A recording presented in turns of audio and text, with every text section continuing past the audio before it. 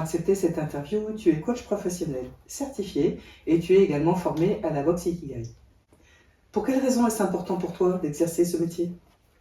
Alors d'abord, Claudine, merci beaucoup de m'avoir invitée et je suis ravie de pouvoir passer ce temps avec toi et que tu me donnes la parole pour expliquer un petit peu ce qui est important pour moi dans la boxe Ikigai, qui est un outil qui a vraiment enrichi ma pratique. Alors pourquoi j'exerce ce métier? Je dirais que c'est d'abord pour défendre la valeur du travail. Pour moi, le travail, c'est bien plus que gagner sa vie, c'est un vecteur de liberté, de lien social, de développement de ses compétences, de structuration même. Et je pense que j'ai toujours vécu ma vie professionnelle de cette manière, avec le sentiment que ma vie professionnelle, c'était une source d'équilibre par rapport à ma vie personnelle, et aussi une source d'épanouissement. Ce qui m'a poussée à changer quand ça allait pas, et à avoir finalement plusieurs vies professionnelles à l'intérieur d'une. Et j'ai trouvé que c'était très riche en apprentissage. Alors du coup, quand je vois des personnes qui sont mal professionnellement, eh ben, ça me touche profondément. Et finalement, le déclic est arrivé quand j'ai été, il y a une quinzaine d'années, responsable d'un BTS technico-commercial. À l'époque, j'avais à peu près la moitié des étudiants qui abandonnaient leur cursus au milieu. Et du coup, je trouvais que c'était pas par manque de capacité, mais plutôt par sentiment d'être mal orienté. Et en face, j'avais des managers d'entreprise qui, eux, cherchaient désespérément des bons technico-commerciaux. Et moi, à ce moment-là, je me suis dit, il y a vraiment quelque chose qui dysfonctionne. Et du coup, à l'époque, j'ai monté des ateliers de connaissance de soi qui ont bien fonctionné, qui ont amélioré l'engagement et la réussite des étudiants. Mais j'ai voulu m'engager plus fortement en tant que coach dans ce mouvement, c'est-à-dire aider les individus à trouver leur place au travail. Et je veux aider les organisations à trouver et à motiver leurs talents. Et ainsi contribuer à mon échelle à réparer le désalignement que j'observe entre les humains et le monde professionnel. Super. Quelles sont les principales demandes de tes clients? Alors, en général, mes clients arrivent avec des problèmes très divers, mais finalement, je pourrais les regrouper en deux grandes situations. Des individus qui, eux, sont en recherche de changement. Ça peut être du changement voulu comme du changement subi, mais à chaque fois, c'est une difficulté à y aller en fait. Ça peut être des jeunes qui sont en orientation ou en réorientation, ou des adultes qui ont des projets ou qui sont en quête de sens par rapport à leur travail. Ou alors, la deuxième grande situation, ce sont des organisations qui souhaitent avoir un meilleur alignement, des managers qui souhaitent recruter, qui souhaitent fidéliser ou créer une équipe qui fonctionne réellement bien ensemble, et souvent avec des problématiques intergénérationnelles. En tout cas, dans tous les cas, je trouve qu'il y a toujours à peu près les mêmes causes. Les causes, c'est plutôt un manque de connaissance de soi, une difficulté à lire son environnement, et puis des freins internes. Des croyances limitantes, des peurs qui empêchent d'avancer, et cela d'autant plus dans un monde qui évolue énormément et très vite. Qu'est-ce qui te différencie dans ton coaching? Je dirais que ce qui me différencie dans mon coaching, c'est justement de ne pas travailler uniquement sur la personne. C'est-à-dire? En fait, j'ai remarqué que quand on a des difficultés professionnelles, c'est jamais uniquement parce qu'on a par exemple un manque de motivation ou un manque de confiance dans ses compétences. C'est souvent une difficulté d'alignement plus global entre qui on est, ce qu'on fait et dans quel environnement on évolue finalement. Et moi, j'ai l'impression que mon rôle, c'est finalement de remettre de la cohésion et du lien dans tout ça.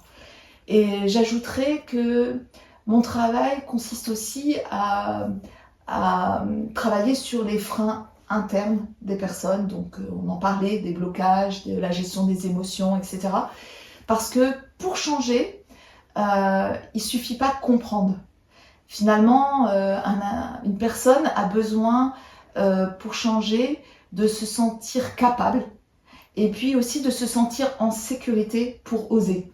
Et ça, tu veux dire que c'est dans le système qui l'accompagne, dans le contexte de l'organisation?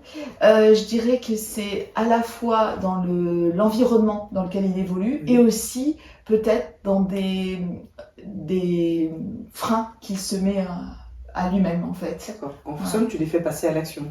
Exactement. Tu utilisais déjà l'ikigai. Qu'est-ce que la boxe Ikigai t'a apporté de plus? Alors, en effet, j'utilisais l'ikigai avant de connaître la boxe, parce que, comme tu le comprends dans tout ce que je viens de dire, finalement, ça correspond complètement à ma vision du travail, faire un lien entre qui on est et la place qu'on veut occuper dans le monde. Mais finalement, la boxe Ikigai m'a apporté 3 choses supplémentaires. La première, c'est une structure. Parce que la plupart de mes clients, quand ils arrivent, ils sont perdus. Ils ont essayé généralement plein de choses. Ils sont noyés dans l'information, dans les options qui s'ouvrent à eux, etc. Et le parcours que tu as construit leur permet d'avoir une route à suivre avec des étapes et finalement de se sentir avancé. Et puis, le fait d'être encadré, d'avancer, ça rassure et ça permet d'aller beaucoup plus loin. Deuxième chose, je trouve que la boxe, telle que tu l'as construite, permet de faire des allers-retours permanents entre l'imaginaire, le rêve, et puis la réalité. Et ça, en fait, je trouve que c'est très fort, puisque ça met la personne en mouvement. Ça lui donne ce qu'on appelle, nous, en coaching professionnel, tu connais, la permission. Et enfin, moi, en tant que coach, ça m'aide beaucoup parce que comme le parcours est riche et complet, ça fait toujours émerger les blocages dont je parlais avant. Et finalement, ça me permet, moi, de travailler plus en profondeur sur ce qui empêche.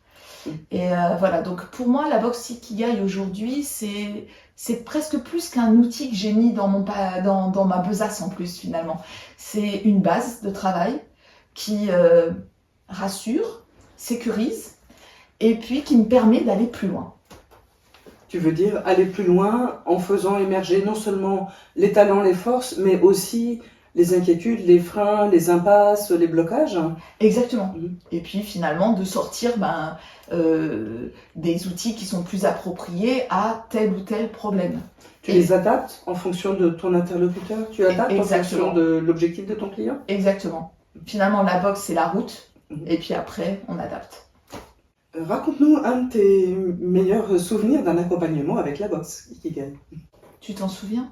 C'est l'idée, en fait, j'ai un jeune que j'appelle, que j'ai suivi avec la boxe Ikigai. Je pense que c'était mon premier client que j'ai suivi avec la boxe Ikigai.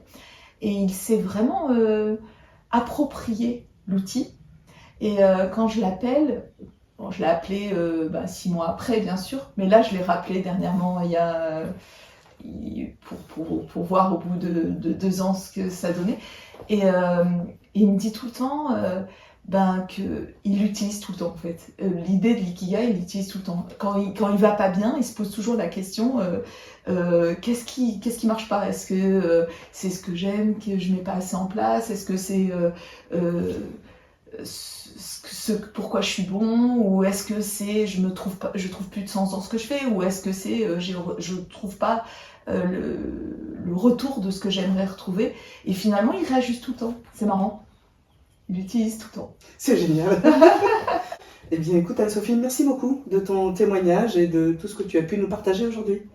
Merci à toi, Claudine, à la fois encore une fois pour ton invitation, mais aussi pour animer cette belle communauté de coachs formés à la boxe Ikigai.